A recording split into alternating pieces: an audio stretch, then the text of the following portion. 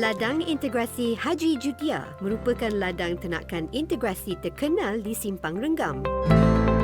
Meliputi kawasan seluas 40 ekar, Haji Judia telah mengusahakan tanaman kontan seperti betik eksotika, pisang berangan, sayur-sayuran dan ternakan seperti ayam, kambing biri-biri dan ikan air tawar. Selain itu, ladang ini juga mengusahakan pusat penetasan ikan dan pusat pemprosesan baja organik berasaskan najis binatang. Peladang yang lebih mesra dengan panggilan Wak Judia ini merupakan peladang veteran yang pernah menerima anugerah Tokoh Peladang Kebangsaan pada tahun 1987. Boleh dikatakan, segala perik jerih dalam mengusahakan penternakan ayam telah beliau lalui dengan hati yang kental. Saya melibatkan diri dalam peternakan ayam, industri ayam ni daripada tahun 90 sekarang, dan banyak liku-liku yang saya tempuhi lah. Di antaranya penyakit yang amat kritikal masa itu. Menurut Wak Judia, sumber air yang bersih merupakan faktor paling penting dalam menjaga mutu ayam daging selain daripada pellet berkualiti dan pelalian penyakit.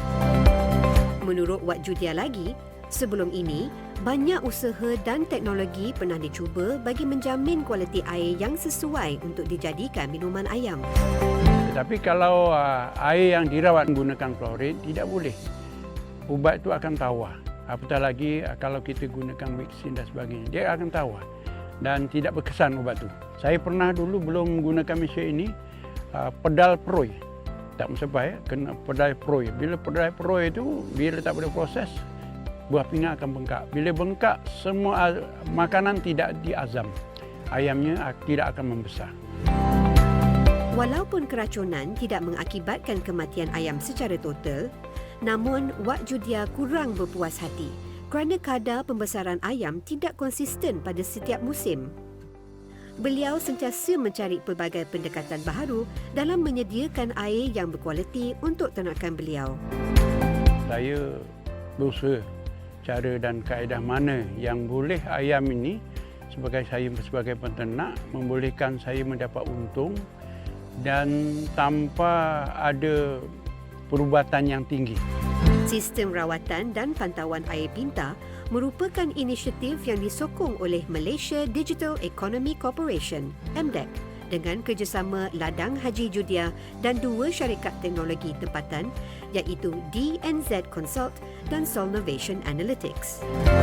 Di sini pertama sekali kita ada beberapa stok kalbat untuk mengisi air, ya. Satu daripada ubat pertama, bahan utama adalah sodium klorat. Sodium klorat kita bancur dalam air, lepas tu akan disedut oleh mesin ni, dia akan mengeluarkan enolek dan etolek, kena campur. 50-50 lah kena campur. Enolek ni untuk minuman, etolek ini untuk gemuk ayam. Jadi kurang kita gunakan vitamin. Sensor diletakkan di semua tempat takungan air untuk memberi data yang tepat bagi penghasilan Enolite ANK yang sempurna untuk pembersihan air minuman ayam. Saya telah diberkahkan oleh MDEC, satu sistem untuk kawal jauh menggunakan internet. Di mana ada internet, telefon saya boleh kawal, boleh tengok aktif tak aktif, cukup tak cukup dia punya ORP-nya. Itu daripada jauh. Dengan adanya sistem perawatan dan pemantauan air pintar ini, Wak Judia mampu meningkatkan hasil dan mutu ayam daging ladangnya dan dapat mengurangkan kadar kematian ayam disebabkan oleh keracunan air. Sebelum menggunakan mesin ini, kadar kematian yang tinggi disebabkan dulu E. coli ataupun buah pinggang. Kadang-kadang sampai menjejak 15-16% kematian. Tetapi bila gunakan mesin ini, alhamdulillah, CAD macam ada tapi tak berapa teruk. Jadi kematiannya rendah, lebih kurang 5% ke bawah.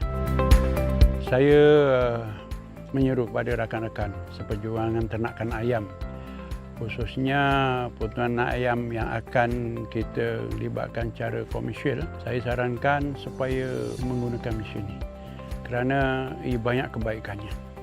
Kalau dulunya tak gunakan mesin mungkin banyak risiko kematian tinggi dan sebagainya. Tetapi kalau kita gunakan mesin, insyaAllah kita boleh merawat air dan ayam pun sihat dan boleh gemuk.